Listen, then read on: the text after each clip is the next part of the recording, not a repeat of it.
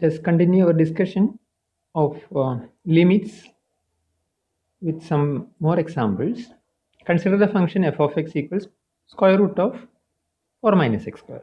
That is, y equals positive square root of 4 minus x square.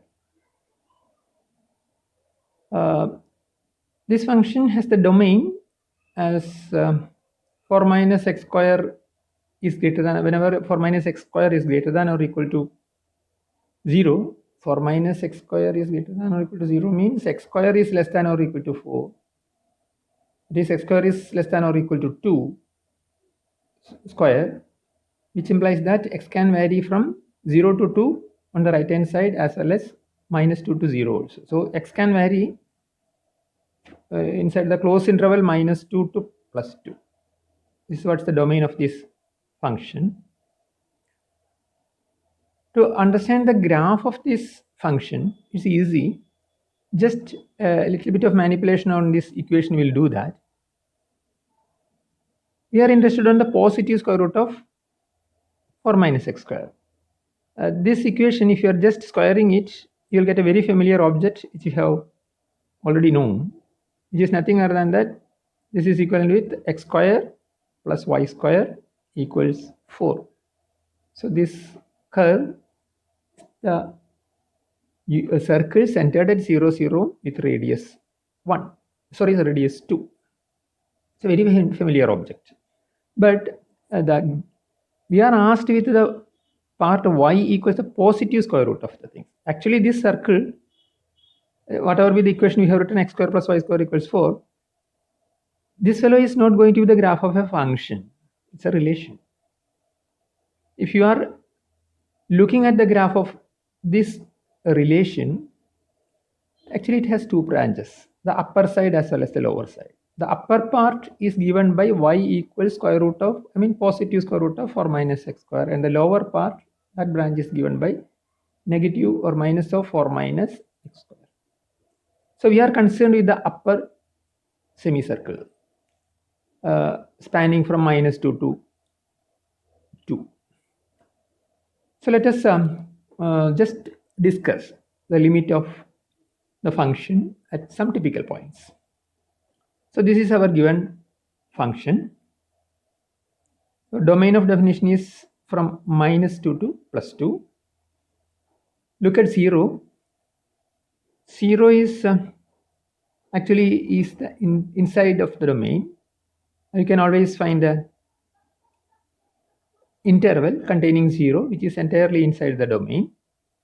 So try to approach to 0 either from left or from right and see what happens for the function. As you are moving from the right, the curve will trace from here and merges 2. If you are moving towards 0 from the left, obviously the curve mingles with 2 again, which says that limit of your function y or f of x, right, as x is nearing to 0 from left, s is going to be 2, y value is going to be 2, it's mingling with 2, approaching to 2 as x is nearing like that. So limit of f of x as x tending to 0 minus is 2, which is also going to be same as limit of f of x as x is nearing to 0 from the right also. So right hand limit as well as the left hand limit exists, and it is given by the value 2. So we say that the limit exists at 0. So we say or write limit of f of x as x going to 0 is 2. Obviously there are other points of interest also, but at least to look at the endpoints of the domain. If I am looking at minus 2, so minus 2 is the left endpoint of the domain. So one can actually look at the function, the behavior of the function as x is nearing towards minus 2, but x can nearing minus 2 from the right only. So from the right, if you are having, we are going to have the right hand limit of f of x as x is approaching towards minus 2. Obviously the curve is coming down to 0, so this limit is going to be 0. the right endpoint of the domain is plus 2. So plus 2 also, one can think about limit of the function as x is approaching 2. But from the domain, you can approach to 2 from the inner side, which means the left-hand side. So x going to 2, you have to consider the left-hand limit of that function. Then again, the curve mingles to 0, y equals 0, which means the valuation is 0. So these are some typical points, at least 3 points we have considered, how the function and the limit behaviors in this particular example. Various such examples you can try with. Let me look at another familiar function, which I have already done in plus 2 days. F of x equals sine x by x. So sine function is a wave function which is known for us. But sine x by x, 0 is the only point you have to avoid from the domain. So r minus 0 is the domain of definition. R minus 0 means from the minus infinity to infinity, you have to just avoid 0. So it is simply consists of minus infinity to 0 as well as 0 to infinity. Obviously, one can check at various points. For example, at 1 what happens, at 2 what happens, and so many points from left and right limit what happens, and all that discussion will be done, can be done, and looking at the evaluations here, and you can see that it is just merging in that. But remember, 0 is not inside the domain. But you can approach to 0 either from left or from right. So remember, sine x by x at 0, you are not having anything defined. So whenever you are approaching to 0, just some typical evaluation will give this graph and it's merging towards 1. As well as you approach from right, same thing will happen and it will merge again with 1. So what you are going to get for this function is limit of this function I mean sine x by x, as x is nearing towards 0 from left, that is going to be 1, which is also going to be same as limit of this function as x is nearing towards 0 but from the right. So ultimately, these combiningly will give limit of this function exists, limit of sine x by x as x tending to 0 exists, and we understand that it is having the value 1. It's a very familiar example. From the analytical point of view also, we have done this limit. Now look at another example, f of x equals sine 1 by x. Sine x is known for us, it's a wave function. But sine 1 by x, if you want to look at the behavior, remember that or note that at x equals 0, the function is not at all defined. It is away from the domain of definition. Once again, the domain of function is going to be minus infinity to 0. It is excluding 0 only you are going to get. So towards 0, if you are marching or approaching, either from right or from left, you can think about what happens. To understand the behavior of this function, just look at some typical values. See, about sine, if you are looking at, we know at least pi by 2, 3 pi by 2, 5 pi by 2, all these points you will be getting evaluations 1 minus 1, 1 minus 1 in that recursive manner. So just make use of that to understand the table, what I have supplied here. If you are giving x equals 1 by pi by 2, on the reverse it will happen sine pi by 2 and gives 1. At 1 by 3 pi by 2, I will be getting minus 1. Again at 1 by 5 pi by 2, I will be getting again 1. Then again minus 1. Then again 1. Remember that basically this is 2 by pi and 2 by 3 pi, 2 by 5 pi, etc. etc. One can easily see that these fellows are marching towards 0 from the right. So all these evaluations, whenever you are looking at, whenever you are having the graph, you are just trying towards the marching towards that. So once you are having somewhere at here, everything, anyway, you are going to evaluate sine function only, everything will march it will be in between minus 1 as well as plus 1. this is plus 1. Okay. So, but the important point is this: whenever you are at least looking at these marching points, countably you can find out like this. They are going towards and 0. So at each and every time you are just marching like this. Once it takes 1, then it comes down -1, again taking 1, again coming down like that. So this is a very nice behavior of the function. This is the behavior from the right. If you are looking at the evaluations from here to 0, you will get these oscillations faster and faster. It comes very densely and while you are moving towards 0. This always can be done. So always it has to touch at 1 and at -1 again at 1, again at -1. So it oscillates like anything. So while approaching to 0, you can never fix any real number which is going to be exactly approaching towards that point. So this allows to say that you are not going to get any limit whenever you are marching towards right. So we have to conclude that this the limit of sine 1 by x, if x is marching towards 0 from the right, you are not going to get any real number. So it does not exist. It is not going to exist. So limit of sine 1 by x, I mean right hand limit, does not exist. That is what our conclusion is. Very similar way, one can think about from the left also. Then once again you can convince yourself that you are marching towards this, towards 0. Again oscillations are always taking like this. So you can fix a number where exactly towards this real number evaluation is going to come. Always it has to touch a -1 in any interval, -1 to +1 like that.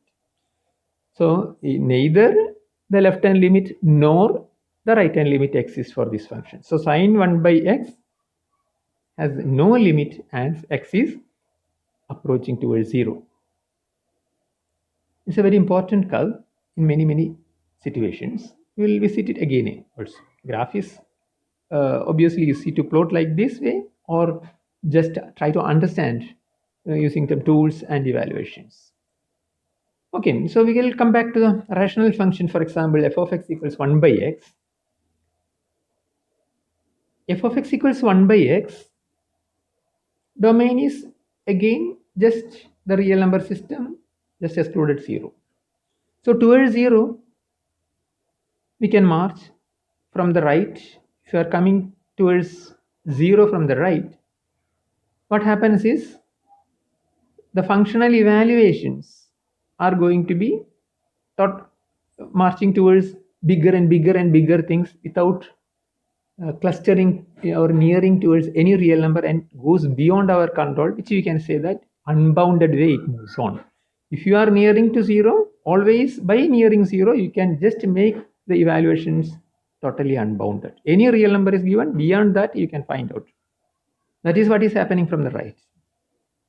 So you have to say that limit of our function, that is 1 by x function, as x is nearing towards 0 from the right, does not exist. No real number exists. The same thing will happen in another fashion. The limit of f of x, if you are marching to 0 from left, so these evaluations are given like this, and it goes again, down and down and down, which means you cannot fix any real number which is going to be the limit of this x nearing to 0, because just if you are fixed some real number, again some lesser real number, you can always find out that. So which means now also it is unbounded way, from the negative side it moves on. So no real number once again you will get. So this also you have to say that, the left hand limit also does not exist. So in general, the function is not going to have a limit at 0. No one-sided limits. The full limit also does not exist. Now, just to look at another relative of this, f of x equals 1 by x square, for example. 1 by x square, again the only point where you can define it is 0. All other points, if you are looking at, two-sided limit exists. and the valuation, the limit will be coincident with the evaluation. But at 0, it is not defined. Try to understand from the right. 1 by x square you are doing it. So it is in a much faster way, it is going to be unbounded level than 1 by x. As x is making smaller and smaller, 1 by x square is becoming larger and larger. So it goes in a much faster way for the unboundedness. But still, you won't get any real number to approach any. So once again, limit of f of x as x going to 0 for this function from the right does not exist. As a real number, it is not there. Very similar way, you can think about limit of f of x as x nearing towards 0 minus. But it is 1 by x square now. So the graph itself is easy to plot. Once you have the right hand side of the y-axis, since it's an even function, it will have a reflection on the y-axis. So what happens is, as x is nearing towards 0 from the left, we'll be again going to get the unboundedness for the function. It gone beyond and beyond our control. So no specific real number you will get which actually marches as a limit of this function. So in both, one-sided limits are not existing and the limit does not exist for this case also. Even we have discussed sin x and its relatives. Obviously, one can look at f of x equals x sine 1 by x, because sine 1 by x we have defined. So another example, f of x equals x sine 1 by x into sine 1 by x not equal to 0, only the first formula works. But now it is given an evaluation and value by definition as at x equals 0, you mark f as 0, which means f of 0 is 0. So it is defined for the entire real line. But one has to remember what happens for the limit exist or not, especially towards 0. So if you are looking at the graph, what is the difference between sine 1 by x and x sine 1 by x is the following. X sine 1 by x, you look at, see, actually it is, the oscillations are coming from the right, but it is dense and dense, but it is coming down and down. So that is the difference between x sine 1 by x and sine 1 by x. So one can actually see that if you are approaching from the right, this function is going to tend to 0, approaching towards 0. Just look at any marker or some evaluations as before and try to understand this function by your own. Very similar way, you can think about the approach 0 from the left. Still, these oscillations are like this, and it will come down and down, and you will merge towards 0. So just try to find out using some good tools or even graphing what happens for the limit. You will be getting sin f of x in this situation as x tends to 0, either from right or from left is going to be coincident with the 0. Okay.